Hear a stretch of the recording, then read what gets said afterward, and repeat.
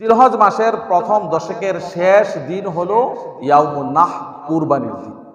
আর কুরবানির তো অনেক ফজিলত আছে, অনেক ফজিলত, অনেক মর্যাদা, অনেক তাৎপর্য রয়েছে। যদি এই সমস্ত ফজিলতগুলি পেতে হয়, এক নাম্বার শর্ত হলো নিয়তকে সহি করে নিতে হবে। নিয়তকে সহি করে নিতে হবে। এর ফজিলতের মধ্যে এক নাম্বার ফজিলত হলো কুরবানির। আল্লাহর রসুল প্রতি বছর যখন মদিনায় ছিলেন, প্রতি বছর তিনি কুরবানি করেছেন। মদিনায় যত বছর ছিলেন, 10 বছর ছিলেন, 10 বছর তিনি সেখানে কুরবানি করেছেন। কুরবানির 2 নম্বর ফজিলত হলো এটি আল্লাহ তাআলার নিকটে প্রিয় একটি আমল, সবচাইতে প্রিয় একটি আমল। হাদিসের মধ্যে নবীজি বলেছেন, কুরবানির দিন আল্লাহর কাছে, কুরবানির দিন আল্লাহর কাছে বান্দার সবচাইতে প্রিয় আমল হলো কুরবানি করা। তাহলে নামাজকে ছেড়ে দিব? কি বলে, নামাজ ছেড়ে দিব? নামাজ তো এটা লিস্টি করা, এটা ছাড়াই যাবে না মৃত্যুর আগ পর্যন্ত। কুরবানির দিন নামাজ এটা করতেই হবে। কিন্তু আল্লাহর কাছে কুরবানির দিন আর সবচেয়ে প্রিয় আমল হলো কুরবানি করা। কুরবানির 3 নম্বর ফজিলত হলো কুরবানির রক্তর খবর আল্লাহর কাছে পৌঁছে যায়। অন্যান্য দিন পশু কুরবানি করবেন, মান্নতের সৎকার, এটা রক্ত আল্লাহর কাছে পৌঁছবে না। কিন্তু কুরবানির পশু যখন কুরবানির দিন জবাই করা হয়, তখন তার খবর আল্লাহ পর্যন্ত পৌঁছে যায়। সুবহানাল্লাহ।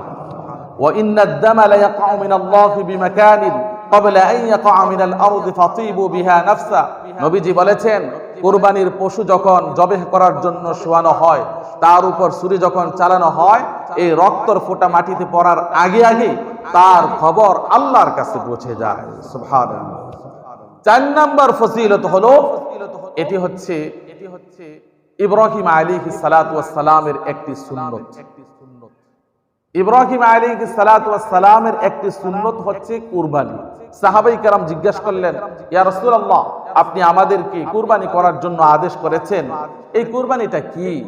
তখন আল্লাহর রাসূল বললেন, সুন্নাতু আবিকুম ইব্রাহিম, এটা হলো তোমাদের পিতা হযরত ইব্রাহিম আলাইহিস সালাতু ওয়াস সালামের একটি সুন্নাত। সুবহানাল্লাহ। 5 নম্বর ফজিলত হলো প্রতিটি পশমের বিনিময়ে একটি করে নেকি দেওয়া হবে। প্রতিটি পশমের বিনিময়ে। সাহাবায়ে কেরাম জিজ্ঞাসা করলেন, ইয়া রাসূলুল্লাহ, কুরবানি করলে আমাদের কি ফায়দা আছে? আল্লাহ রাসূল বললেন, প্রত্যেকটি পশমের বিনিময়ে তোমাকে এক একটি সওয়াব প্রদান করা হবে।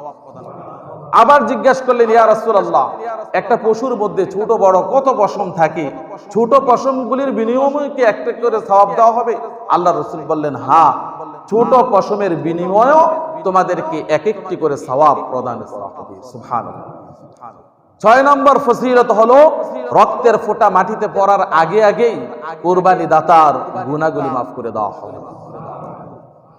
হযরতে ফাতেমা রাদিয়াল্লাহু তাআলা আনহাকে আল্লাহর রাসূল বলেছেন, হে ফাতেমা, তুমি যেই পশুটা কুরবানি করবে এই পশুটার কাছে গিয়ে দাঁড়াও। এজন্য আমাদের উচিত হলো আমরা কুরবানির পশু হুজুরের হাতে না দিয়ে আমরা দাঁড়িয়ে দাঁড়িয়ে দেখব, প্রয়োজনে হুজুরের সাথে ধরব, হুজুরের সাথে ধরব। ফাতেমা রাদিয়াল্লাহু তাআলা আনহাকে বললেন যে তুমি তোমার কুরবানি করার পশুটার পাশে গিয়ে দাঁড়াও, কারণ তার প্রত্যেকটা ফোঁটার বিনিময়ে তোমার পূর্ববর্তী গুনাহগুলি মাফ করে দেওয়া হবে। ফাতেমা রাদিয়াল্লাহু তাআলা আনহা জিজ্ঞাসা করলেন, ইয়া রাসূলুল্লাহ, এটা কি শুধু আমাদের আহলে বায়াত নবী পরিবারের জন্য খাস, না সমস্ত মুসলমানের জন্য খাস? আল্লাহ রাসূল বললেন, শুধু আমাদের জন্য নয়, বরং সমস্ত মুসলমানের জন্য এটা খাস। কুরবানির পশুর রক্তের প্রত্যেকটা ফোঁটার বিনিময়ে তার পূর্বের গুনাহগুলি মাফ করে দেওয়া হবে।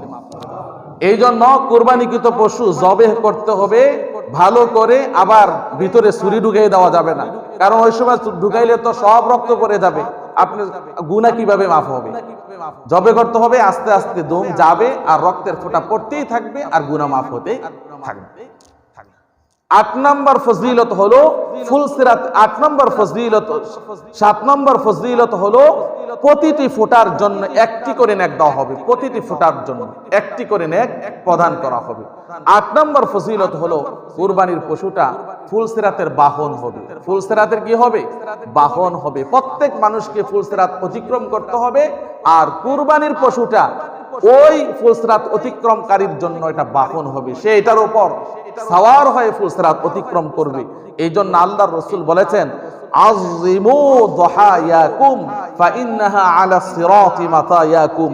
তোমরা মোটা তাজা দেখে, সুন্দর দেখে, রুষ্টপুষ্ট দেখে তোমরা কুরবানির পশু কুরবানি করো, কেননা এটা ফুলসিরাতে তোমার জন্য বাহন হবে। 9 নম্বর ফজিলত হলো কুরবানিটা জাহান্নামের ঢাল হবে। জাহান্নামের ঢাল হবে এটা। এই যে কুরবানি আপনি যে করছেন, এটা জাহান্নামের ঢাল হবে।